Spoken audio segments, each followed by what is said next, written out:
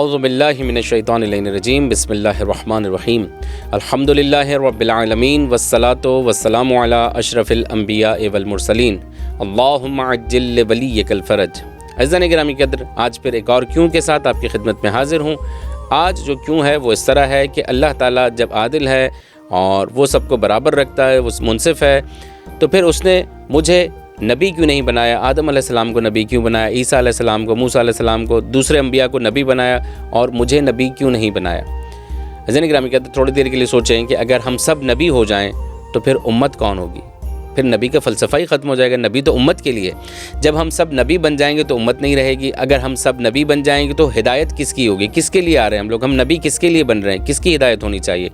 اگر ہم نبی ہوتے تو پھر اس کی ذمہ داریاں بہت زیادہ ہیں۔ نبی کتاب لے کر آیا، جو انبیاء کتاب نہیں لائے ان کی اپنی ذمہ داریاں تھیں۔ کیا ہمارے اندر اتنی صلاحیت ہے کہ ہم نبی بن جائیں اور اس منصب کو سنبھالیں؟ مثال کے طور پر آدم علیہ السلام نبی ہیں، ان سے ہلکا سا ترک اولیٰ ہوا، جنت سے نکال دیے گئے، اور ہم ایک عام آدمی ہو کر کتنے گناہ کرتے ہیں، ہمیں فوراً سزا نہیں دی جاتی۔ یونس علیہ السلام بستی سے نکال دیے گئے، یونس علیہ السلام مچھلی کے پیٹ میں چلے گئے۔ یہ سب کچھ اس لیے ہوا کہ انہوں نے تھوڑا سا ایک لحظے کے لیے کہہ لیں گے ترک اولیٰ کیا، اور پھر اس کا انجام کیا ہوا؟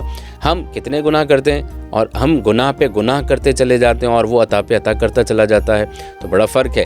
لیکن عام آدمی ہونا بھی کم نہیں ہے۔ مثال کے طور پر اگر ہم عام آدمی نہ ہوتے، نبی ہوتے، تو ہمارا رتبہ کچھ اور ہوتا تھا، لیکن اگر ہم عام آدمی ہیں تو اس کے حساب سے ہمارا رتبہ اور ہے، یعنی ہم تقوی اختیار کریں گے، ہمارا معیار اور بڑھتا چلا جائے گا، ہم صبر کریں گے، ہمارا معیار اور بڑھے گا۔ یہاں تک کہ آپ دیکھیں کہ فرعون کے گھر میں بی بی آسیہ رہتی ہیں، ایک عام عورت ہیں، نبی نہیں ہیں، لیکن پھر بھی ان کا مقام بہت بلند ہے۔ عام آدمی ہونا عیب نہیں ہے، ضروری نہیں ہے کہ سارے نبی ہو جائیں۔ یہ اللہ کی عدالت ہی ہے کہ کچھ کو نبی بنایا اور کچھ کو امت بنایا۔ اگر اللہ عادل نہ ہوتا تو سارے ہی امتی ہوتے تو پھر نبی کی تلاش میں ہوتے، یا پھر سارے نبی ہوتے اور پھر امت کی تلاش میں ہوتے۔ امیدوار ہوں کہ آج کا جواب ہم سب کے لیے مؤثر اور مفید رہا ہوگا۔ اپنی دعاؤں میں ہمیں یاد فرمائیے گا۔ والسلام علیکم ورحمۃ اللہ وبرکاتہ۔